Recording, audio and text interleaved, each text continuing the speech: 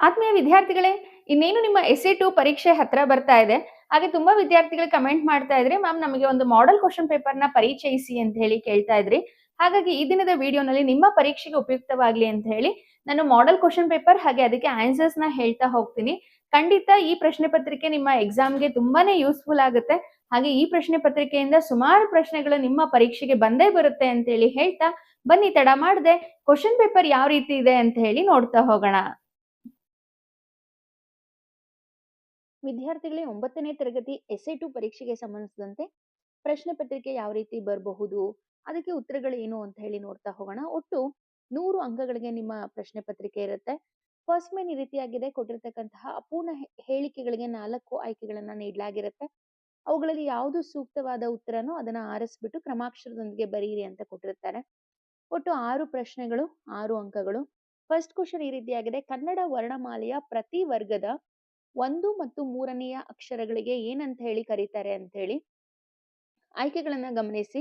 Option A ಅನುನಾಸಿಕ, option B ಮಹಾಪ್ರಾಣ, option C ಅಲ್ಪಪ್ರಾಣ, ಆಪ್ಷನ್ ಡಿ ಯೋಗವಾಹಗಳು. ಕನ್ನಡ ವರ್ಣಮಾಲೆ ಇರತಕ್ಕಂಥ ಪ್ರತಿ ವರ್ಗ, ವರ್ಗ ಅಂತ ಹೇಳಿದ್ರೆ ಕವರ್ಗ, ಚವರ್ಗ, ಟವರ್ಗ, ತವರ್ಗ, ಪವರ್ಗ, ಚವರ್ಗ ಅಲ್ವಾ? ಸೊ ಆ ಕವರ್ಗ ಏನಿದೆ ಅಲ್ವಾ, ಅಲ್ಲಿ ಫಸ್ಟ್ ಅಕ್ಷರ ಮತ್ತೆ 3ನೇ ಅಕ್ಷರ, ಅದಕ್ಕೆ ಏನಂತ ಕರೀತಾರೆ? ಎಸ್, ವೆರಿ ಗುಡ್, ಅಲ್ಪಪ್ರಾಣ ಸರಿ ಉತ್ತರ. ಎರಡನೇ ಪ್ರಶ್ನೆ. ಕುಲೋತ್ತುಂಗ ಪ್ರಚಂಡ ಆಶಾವಾದಿ. ಈ ವಾಕ್ಯದಲ್ಲಿ ಕುಲೋತ್ತುಂಗ ಎಂಬ ಪದ ಯಾವ ಸಂಧಿಗೆ ಉದಾಹರಣೆ ಅಂತೇಳಿ ಕೇಳಿದ್ದಾರೆ. ಆಯ್ಕೆಗಳು ಸವರ್ಣ ದೀರ್ಘ ಸಂಧಿ, ಲೋಪಸಂಧಿ, ಗುಣಸಂಧಿ, ಆಗಮ ಸಂಧಿ. ಕುಲೋತ್ತುಂಗ ಅನ್ನೋದು ಗುಣಸಂಧಿಗೆ ಉದಾಹರಣೆ. ಮೂರನೇ ಪ್ರಶ್ನೆ. ಭವಿಷ್ಯತ್ ಕಾಲದ ಕಾಲಸೂಚಕ ಪ್ರತ್ಯಯ ಯಾವುದು ಅಂತೇಳಿ ಕೇಳಿದ್ದಾರೆ. ದ, ಉತ್ತ, ಉವ, ಉದ ಅಂತೇಳಿ ಕೇಳಿದ್ದಾರೆ. ಆಪ್ಷನ್ ಸಿ ಉವ ಸರಿಯಾದ ಉತ್ತರ. 4ನೇ ಪ್ರಶ್ನೆ. ಆಶೀರ್ವಾದ, ಅಪ್ಪಣೆ, ಆಜ್ಞೆ, ಹಾರೈಕೆ, ಸಮ್ಮತಿ ಇತ್ಯಾದಿ ವಿಧಿಗಳನ್ನು ಹೊಂದಿರುವ ಕ್ರಿಯಾಪದ ಯಾವುದು ಅಂತ ಹೇಳಿ ಕೇಳ್ತಿದ್ದಾರೆ. ಆಯ್ಕೆಗಳನ್ನ ಗಮನಿಸಿ. ಸಂಭವನಾರ್ಥಕ, ನಿಷೇಧಾರ್ಥಕ, ವಿದ್ಯಾರ್ಥಕ, ಸಕರ್ಮಕ. ವಿದ್ಯಾರ್ಥಕ ಸರಿಯಾದ ಉತ್ತರ. ಗುಂಪಿಗೆ ಸೇರದ ಪದ ಒಗ್ಗಟ್ಟು, ಬೆಳ್ಗೊಡೆ, ಸಪ್ತಸ್ವರಗಳು, ಇಮ್ಮಡಿ. ನೋಡಿ, ಇಲ್ಲಿ ಬೆಳ್ಗೊಡೆಯನ್ನ ನಾವು ಗುಂಪಿಗೆ ಸೇರಿದ ಪದ ಅಂತ ಗುರುತಿಸ್ಬೇಕು. ಯಾಕೆ ಅಂದ್ರೆ ಒಗ್ಗಟ್ಟು, ಸಪ್ತಸ್ವರ, ಇಮ್ಮಡಿ ಇದೆಲ್ಲ ದ್ವಿಗು ಸಮಾಸಕ್ಕೆ ಉದಾಹರಣೆ ಆಗುತ್ತೆ.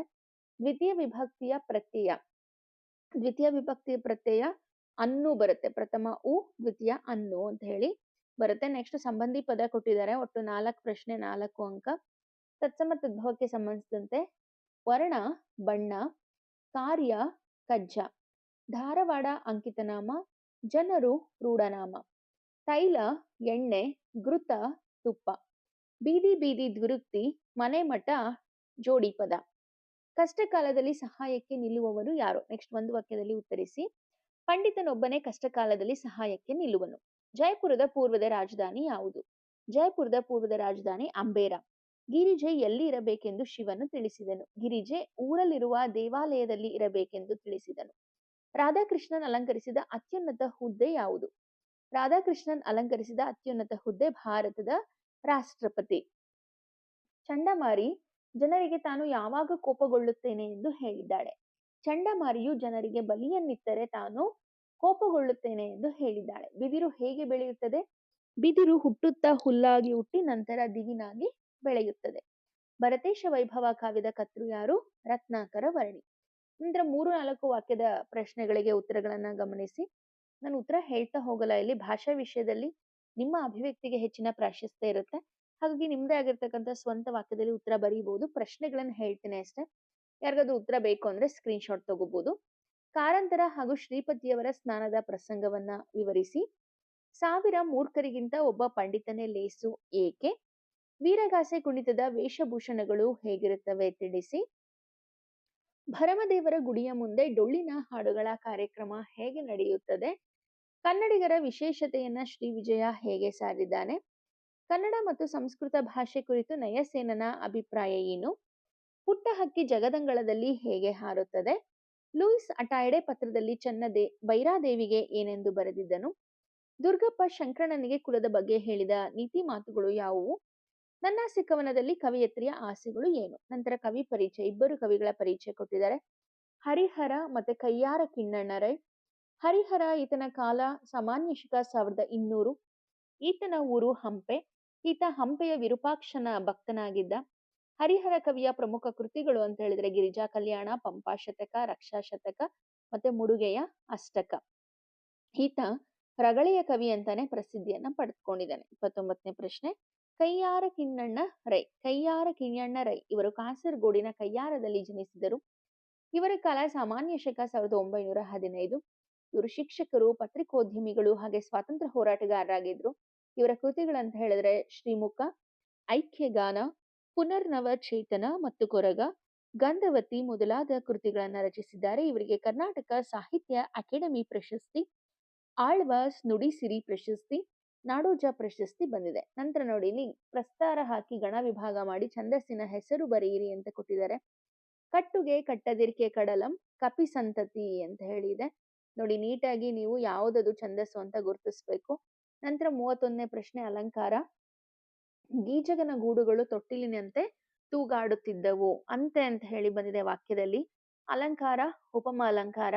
ಲಕ್ಷಣ, ಎರಡು ವಸ್ತುಗಳಿಗೆ ಇರುವ ಸಾದೃಶ್ಯ ಸಂಪತ್ತನ್ನ ಪರಸ್ಪರ ಹೋಲಿಸಿ ವರ್ಣಿಸಿದರೆ ಅದನ್ನ ಉಪಮ ಅಲಂಕಾರ ಅಂತ ಕರಿತೀವಿ. ಉಪಮೇಯ ಗೀಜಗನ ಗೂಡುಗಳು, ಉಪಮಾನ ತೊಟ್ಟಿಲು.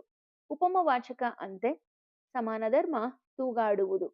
ಸಮನ್ವಯ, ಉಪಮೇಯವಾದ ಗೀಜಗನ ಗೂಡುಗಳನ್ನ ಉಪಮಾನವಾದ ತೊಟ್ಟಿಲಿಗೆ ಪರಸ್ಪರ ಹೋಲಿಸಿ ವರ್ಣಿಸಲಾಗಿದೆ, ಆದ್ದರಿಂದ ಇದು ಉಪಮಾ ಅಲಂಕಾರಕ್ಕೆ ಉದಾಹರಣೆ ಆಗುತ್ತೆ. ನಂತರ ನೋಡಿ ಗಾದೆನಲ್ಲಿ ಯಾವ್ದಾದ್ರು ಒಂದು ವಿಸ್ತರಿಸಿ ಅಂತ ಕೊಟ್ಟಿದ್ದಾರೆ. ಕಾಯಕವೇ ಕೈಲಾಸ ಮತ್ತೆ ಆರೋಗ್ಯವೇ ಭಾಗ್ಯ. ಹಾಗೆ ಸಂದರ್ಭ ಮತ್ತೆ ಸ್ವಾರಸ್ಯ. ಒಳಗೆ ಬಂದಿದ್ದರೆ ನೀವು ನುಡಿಸುತ್ತಿರಲಿಲ್ಲ. ಎಸ್.ಎಲ್. ಭೈರಪ್ಪ ಅವರು ಬರೆದಿರ್ತಕ್ಕಂತಹ ನಾನು ಕಂಡಂತೆ BGL ಸ್ವಾಮಿ ಪಾಠದ ವಾಕ್ಯ ಇದಾಗಿದೆ. ನಂತರ ಮಾನವತೆಯೇ ವಿಶ್ವ ಅನುಸರಿಸಬೇಕಾದ ಮಾರ್ಗ. ಡಾಕ್ಟರ್ ಎಸ್ ರಾಧಾಕೃಷ್ಣನ್ ಅವರ ಜೀವನ ಮತ್ತೆ ಸಾಧನೆ, ಎನ್ ಮೂರ್ತಿರಾವ್ ಅವರ ಚಿತ್ರಗಳು ಪತ್ರಗಳು ಕೃತಿ ಆಧಾರಿತ. ಆದರ್ಶ ಶಿಕ್ಷಕ ಸರ್ವಪಲ್ಲಿ ರಾಧಾಕೃಷ್ಣನ್ ಪಾಠದಿಂದ ಇದನ್ನ ಆಯ್ಕೆ ಮಾಡ್ಕೊಂಡಿದ್ದಾರೆ. ರಾಜ್ಯಭಾರ ಅಂದ್ರೆ ಕಾಯಕ, ಅದಕ್ಕೆ ವಂಶ ಇದ್ರೆ ಸಾಲದು. ಗಿರೀಶ್ ಕಾರ್ನಾಡ್ ಅವರು ರಚನೆ ಮಾಡಿರುವ ತಲೆದಂಡ ನಾಟಕದ ಅಧಿಕಾರ ಎನ್ನುವ ಪಾಠದಿಂದ ಆಯ್ಕೆ ಮಾಡ್ಕೊಂಡಿದ್ದಾರೆ. ಉಭಯ ಪಕ್ಷಗಳಲ್ಲಿ ನಿಮಗೆ ಭೇದವೇ, ಈ ವಾಕ್ಯವನ್ನ ದೇವಿದಾಸ ರಚನೆ ಮಾಡಿರ್ತಕ್ಕಂತಹ ಕೃಷ್ಣ ಸಂಧಾನ ಭೀಷ್ಮ ಪರ್ವದಿಂದ ಆಯ್ದ ಚಕ್ರಗ್ರಹಣ ಪದ್ಯದಿಂದ ಆಯ್ಕೆಯನ್ನ ಮಾಡಿಕೊಳ್ಳಲಾಗಿದೆ. ಮಹಾತ್ಮರ ಕೈಗೆ ಬೆತ್ತನಾನ ಅದೆ. ಸಂತ ಶಿಶುನಾಳ ಶರೀಫರು ಬರೆದಿರ್ತಕ್ಕಂತಹ ಶಿಶುನಾಳ ಗೀತೆಗಳು ಸಂಕಲನದಿಂದ ಆಯ್ದ ತತ್ವದ ಪದಗಳು ಪದ್ಯದಿಂದ ಆಯ್ಕೆ ಮಾಡ್ಕೊಂಡಿದ್ದಾರೆ.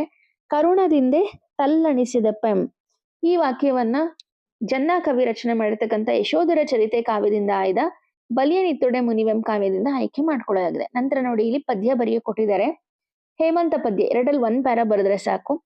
ಹೇಮಂತ ಋತುರಾಜ ನಿಳೆಗೆ ಬಂದಿಳಿವಂದು, ಹೂವಿಲ್ಲ ಹಸಿರಿಲ್ಲ ಚಿಗುರೆಲೆಗಳಿಲ್ಲ, ದುಂಬಿಗಳ ದನಿಯಿಲ್ಲ ಹಕ್ಕಿಗಳ ಹಾಡಿಲ್ಲ, ಕುಸುಮ ಗಂಧವ ತರುವ ಮರುತನಿಲ್ಲ. ಹೇಮಂತ ನಾಳಿಕೆಯ ಕಠಿಣ ಶಾಸನವಿಂತು, ಅದಕ್ಕೆ ತಲೆವಾಗುವುದೇ ಸೃಷ್ಟಿಯೊಳ ಮರ್ಮ, ಒಂದೊಂದು ಋತುವಿನಲ್ಲಿ ಒಂದೊಂದು ರೀತಿಯಲ್ಲಿ ಸಂಸ್ಕಾರ ಪಡೆಯುವುದೇ ಜೀವಗಳ ಧರ್ಮ. ನಂತರ ನೋಡಿ ಇಲ್ಲಿ ಸಾರಾಂಶ ಬರೆಯೋದಕ್ಕೆ ಇಲ್ಲಿ ಪಾರಿವಾಳ ಪದ್ಯದ ಕೊಟ್ಟಿದ್ದಾರೆ. ತುಂಬಾನೇ ಈಸಿ ಆಗಿದೆ.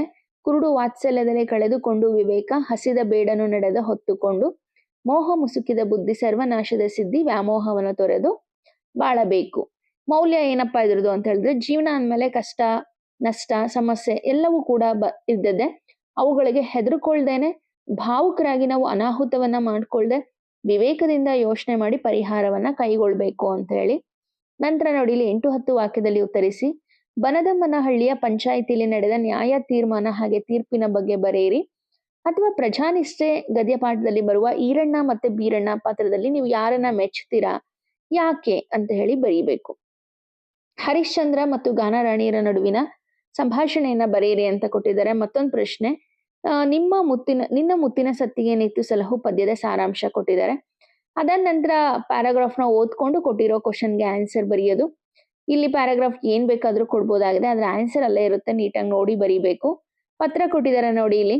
ನಿಮ್ಮನ್ನ ಕಿತ್ತೂರಿನ ಸರ್ಕಾರಿ ಪ್ರೌಢಶಾಲೆಯ ವಿದ್ಯಾರ್ಥಿ ಚಂದನ ಅಂತ ಹೇಳಿ ಭಾವಿಸ್ಕೊಂಡು ಗ್ರಾಮದಲ್ಲಿ ಮಹಿಳಾ ಮತ್ತು ಮಕ್ಕಳ ವಿಶೇಷ ಗ್ರಾಮ ಸಭೆ ಆಯೋಜಿಸುವಂತೆ ಪತ್ರ ಬರೀರಿ ಅಂತ ಹೇಳಿ ಕೊಟ್ಟಿದ್ದಾರೆ.